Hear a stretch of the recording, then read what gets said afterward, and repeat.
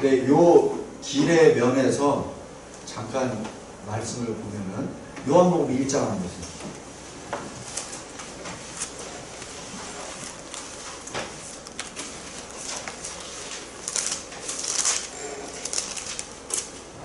요한복음 1장 43절부터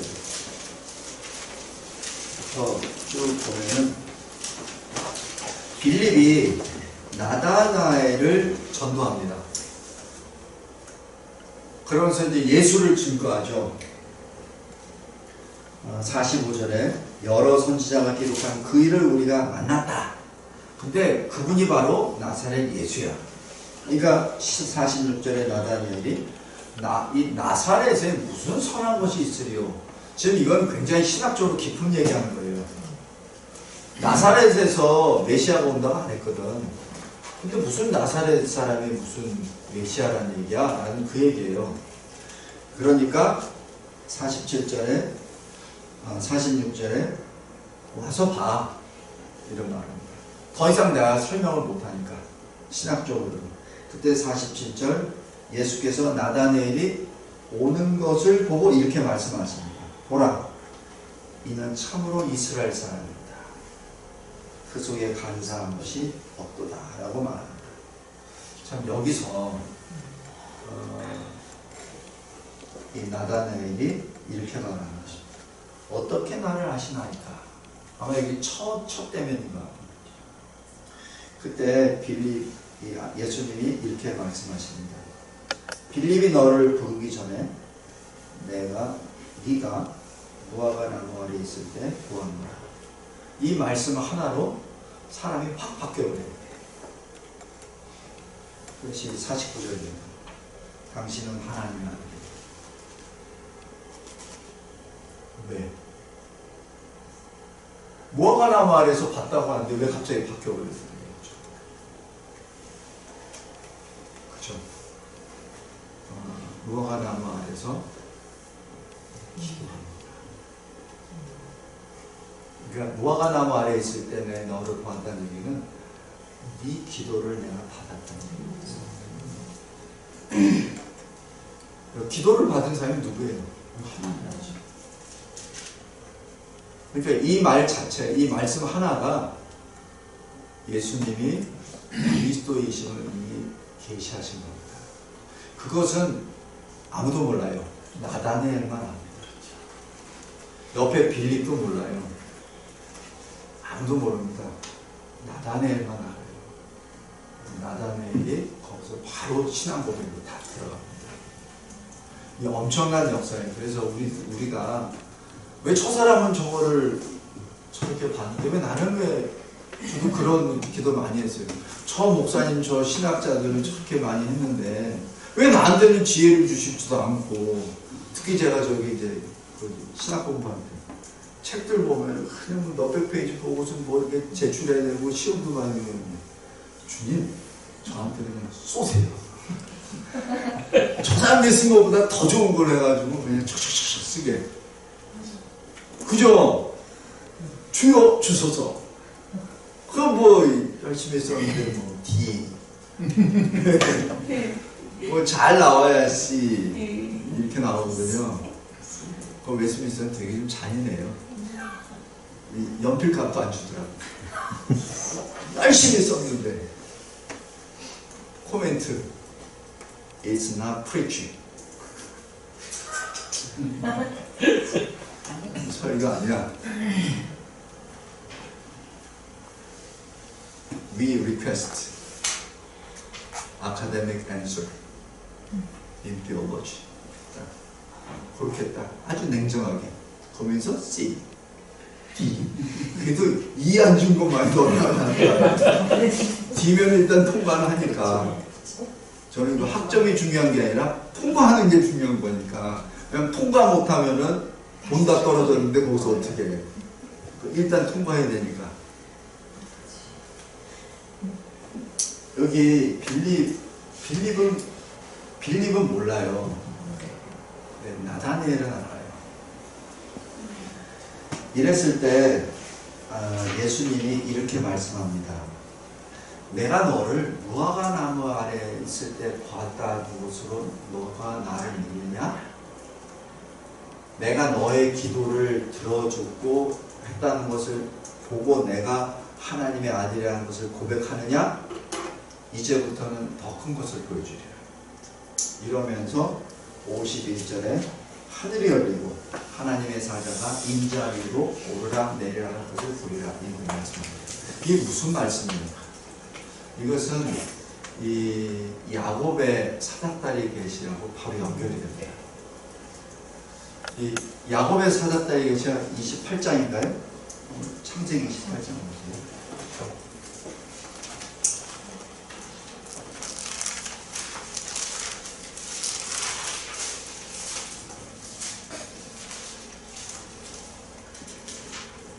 28장 12절 보면 야곱이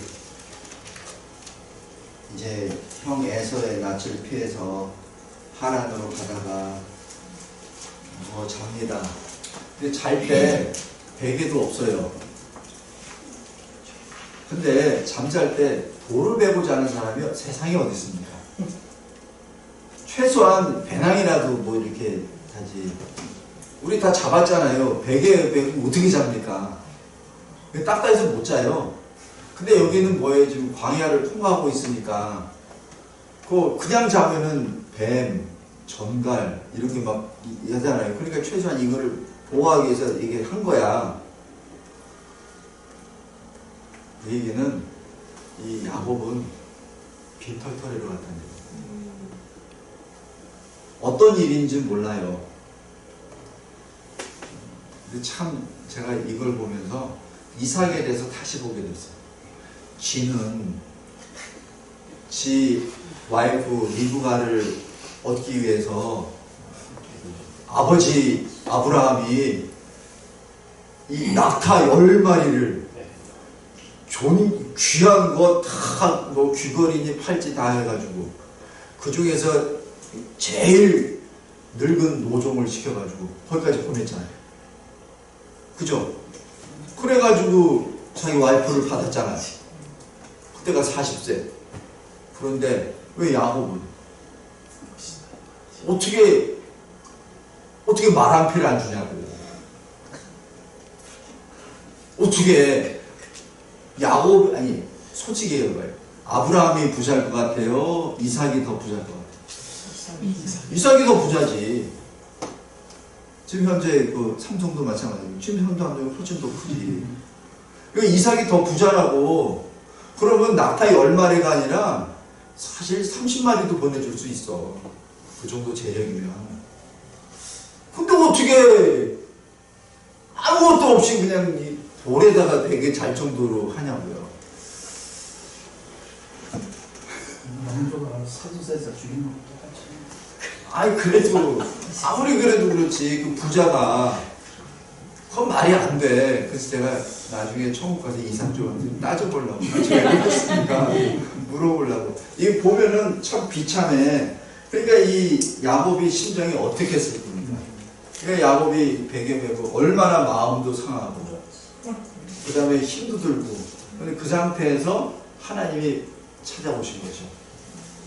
하나님이 찾아오셨을 때 하늘이 열리고 사닥다리가 하늘에서 땅으로 됩니다. 근데 여기 히브리어 원어상으로 사닥다리 흔들거리는 사닥다리가 아니에요. 계단입니다. 계단입니다. 여기 저기 119 해가지고 뭐 흔들흔들 이게 아니에요. 확실한 다리입니다. 확실한 계단이에요. 근데 계단에 천사가 오르락 내리락, 하나님의 천사가 오르락 내리락 하는 거 보죠. 이때 야곱이 이것을 해석합니다. 우리 성경 해석하기니까 표현을 이렇게 하겠습니다. 해석을 어떻게 하냐면 여기가 하나님의 집이다. 두렵다. 내가 하나님이 여기 계신지 내가 몰랐다. 그건 뭐예요? 내가 하나님 저 진짜 언약 받은 사람 맞아요. 근데 나는 왜 이렇게 된 거예요? 나는 지금 형 에서처럼 불신 결혼도 안 하고요. 내가 지금 신앙을 지키려고 지금까지 이렇게 버티고 가다가 지금 비록 내가 좀 속인 거는 있어도 내가 속이려고 속인 거예요. 할 수 없이 속였지. 지금 내가 제가 야곱을 대변하는 겁니다. 하면서 막 이렇게 하면서 갔는데 이건 뭐예요? 지금 아무것도 없이 내가 잘라고 눌러고 보니까 이 가방도 없고 아무것도 없고 이거 그냥 헛소치 돌배고 잡니다라고 마음속으로 그렇게 두렵고 또 서운하기도 하고 그럴 때 하나님이 오셔서 그래서 두렵구나, 하나님이 계시면 내가 몰랐구나 라고 고백하면서 해석을 하나님의 집이다 라고 말합니다. 그러면서 이제 하나님이 또 위로해 주시고 할아버지 아브라함에게 주신 언약, 아버지 이삭에게 주신 언약을 다시 상기시켜 주시고 내가 너와 함께하리라. 그리고 쭉 하시죠. 거기서 야곱의 해석과 요한복음 1장에 있는 예수님의 해석은 달라요. 예수님은 이렇게 말씀합니다. 그 사닥다리가 나야. 야곱은 그 사닥다리가 누군지 몰라요. 그냥 사닥다리 하나가 있었고 거기로 오르락내리락 하고 야곱은 해석을 하나님이 나와 동행하시는구나. 바로 내가 가는 곳이 바로 하나님의 집이구나. 세상 내가 육신의 눈으로 봤을 때는 여기 광야하고 먹을 것도 없고 참 외롭고 쓸쓸하고 두렵고 그런 곳이지만 그러나 실은 여기가 하나님의 집이구나 라고 해석을 그렇게 했습니다. 그러니까 틀린 해석 아니에요. 맞아요. 근데 예수님이 그 해석을 다시 해주십니다. 그런데 거기서 내가 한 줄 더 가르쳐 줄게. 그 사닥다리가 나야. 그 얘기는 이 요한복음 14장 6절의 말씀입니다. 내가 그 길이요.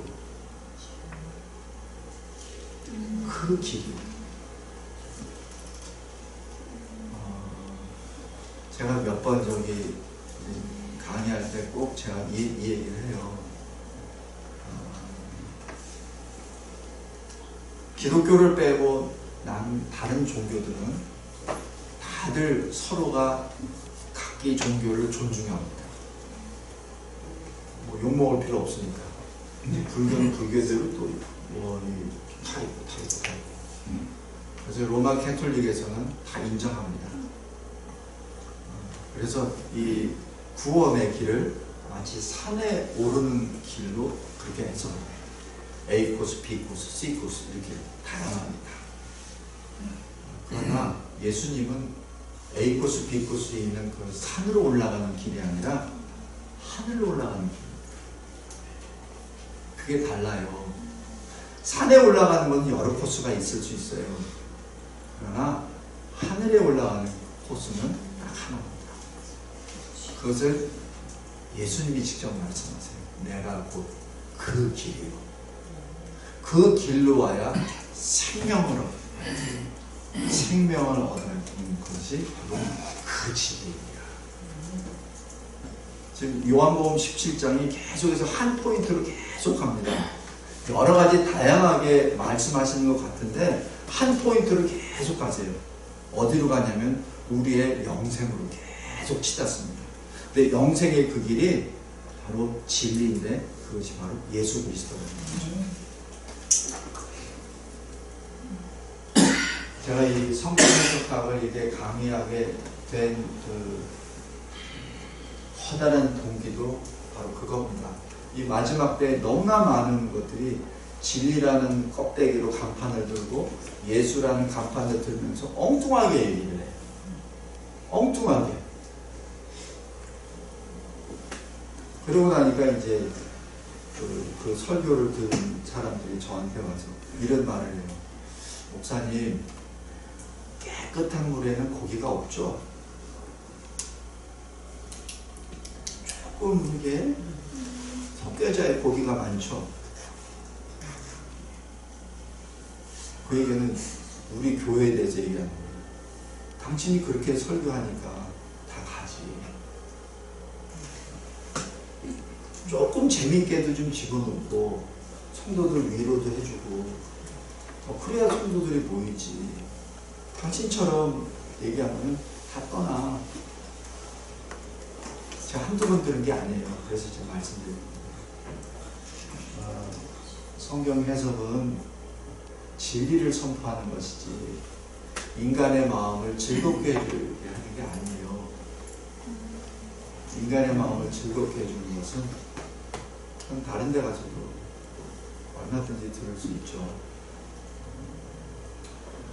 지금 여기 그 진리라는 것, 그래서 그 진리로 말미암지 않고는 아버지께로 올 자가 없느니라라는 그 말씀이 아까 6장 44절에 아버지께서 나를 이끌지 아니하시면 내게로 올 자가 없다는 그 말씀과 똑같은 말씀입니다. 그러니까 이 요한복음 전체를 보면은 다 여러 가지 말씀을 하신 것 같은데 딱 하나예요. 우리 구원에 대한 것, 영생에 대한 그 말씀입니다. 그리고 요한복음 1장 14절에 말씀이 육신이 되어 우리 가운데 거하시네. 우리 가운데 거하신다는 것이 임마누엘이죠. 그러니까 우리에게 영생을 주시는, 구원을 주시는 방법이 임마누엘 방법이라는 얘기고, 근데 그 임마누엘이 뭐냐면 아버지의 독생자요 은혜와 진리입니다. 그래서 왜 십자가 대속 은혜라고 얘기하죠. 그리고 예수 그리스도를 진리라고 그렇게 표현합니다. 그래서 이 요한복음 8장 32절 진리를 알지니 진리가 너희를 자유롭게 하리라. 갈라디아서 5장 1절에서도 진리, 이 자유케 하셨으니 더 이상 죄의 멍에를 매지 말라는 그 말씀을 또 연결합니다.